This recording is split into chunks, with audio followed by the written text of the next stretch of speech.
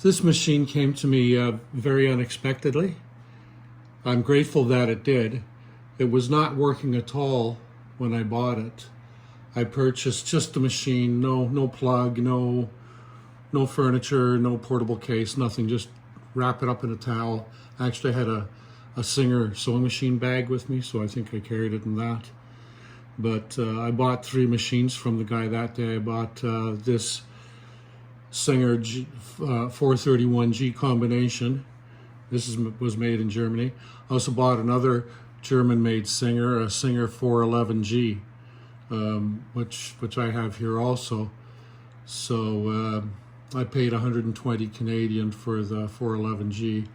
I paid 150 Canadian for this Singer 431G combination. It was not working. There was a blockage near the shafts and gears down here, and the gentleman I bought it from, I think he speculated that it was maybe the motor, because he told me that it wouldn't rotate or turn this way, it would go the other way, but it wouldn't go this way. So he thought it must be motor related. But what had happened was somebody had put some felt liner and it got sucked up into the gears and the shafts coming from up here. So, but it didn't bind when you turned it backwards, because the felt, the cloth, was going with the flow. But when you tried to move it forward, then it jammed on the gears and the rods. So I got it for 150, and I thought that was a great, a very reasonable price, a good reasonable price. I think that price was probably a little bit it's an advantage to me. It was advantageous to me. But I brought it home, and I thought, well, I'll open it up and oil it and grease it. And then when I went down here and removed the cover, which as you see is still off, I discovered that, and since then it started to work. So this is the first day that I've tried the motor, tried the sewing machine. I had taken these off earlier to check out the dust, and now this one I have to reapply, but I'm not going to do it now. I'll do it after I show you how it works. So it is plugged in. I have tested it already. I am touching the machine and I'm not dying from electrical shock, and I shouldn't laugh. I always check the electricals as soon as they come in if I can. But anyway, I'll press the power button on this, the push button, and this machine is not working as it should. It's very, very slow, even at full throttle with the button fully depressed. It's quite slow. So have a look and I'll listen.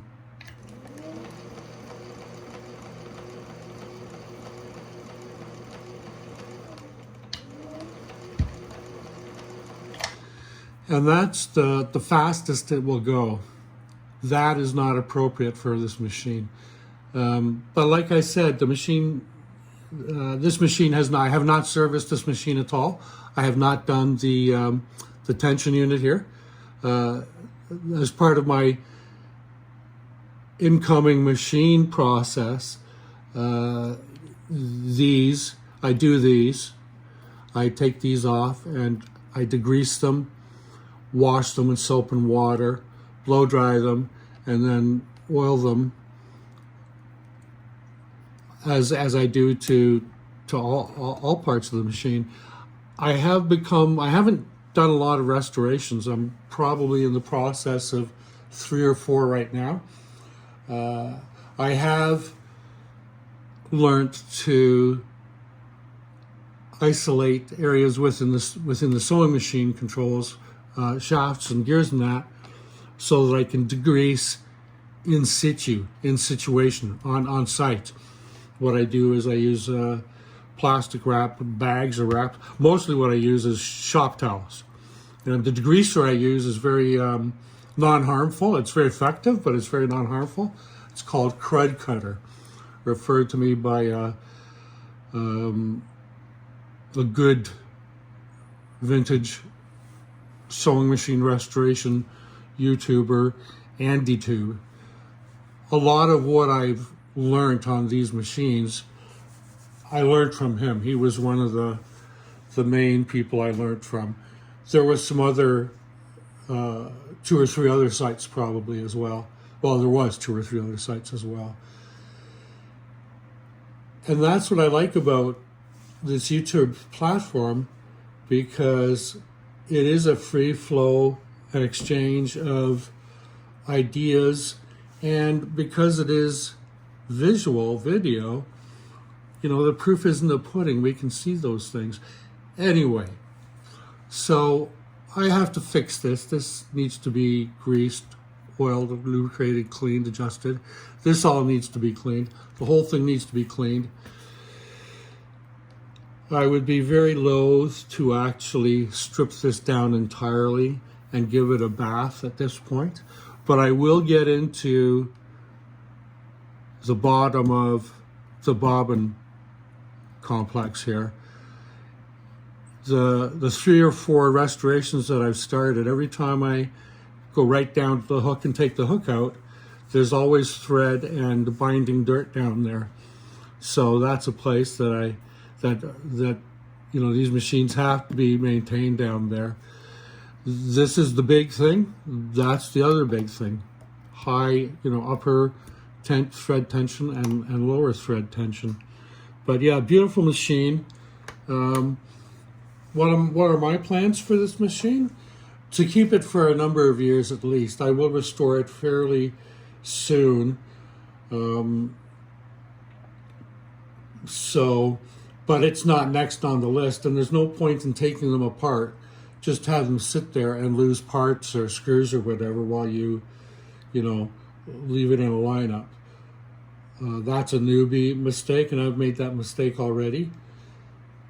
So, it took me a couple of times to realize that the best, once you take something off or undo a screw, if you can remove the item for maintenance or washing or, put aside or whatever, storage temporarily, the best place for that screw that you just, undid is to put it right back where it belongs so that it won't get lost. And there's no discussion a month from now when somebody finally gets around to finishing it, the voice of experience, and all of a sudden you've got a container with all the screws. They're safe and sound, but where did they go again? Where did that one go again? But nonetheless, it is a fun journey. What I will check with the electrical here is I will get the motor out and check the brushes, check the wiring. I have I have some tools here, soldering gun, that I actually haven't used yet. So the journey continues. I am plodding along with this YouTube thing. Please view, like, and subscribe, especially subscribe. That gives if you have more subs, it gives you, there's a ranking system, and YouTube is a system of matching up viewers with videos. So if they think your video has some tendencies with some viewers to be watched by them, and there are that's how they gather that info. And then once they know that that's what those people are looking for in a video, they will suggest some videos in that genre that they can choose from. And that's how it works. And advertisers will pay to get in between the viewer and the creator, the viewer and the seller. It's quite amazing. There, I'm going to stop there and get to work on this and decide what to do next with this beautiful machine.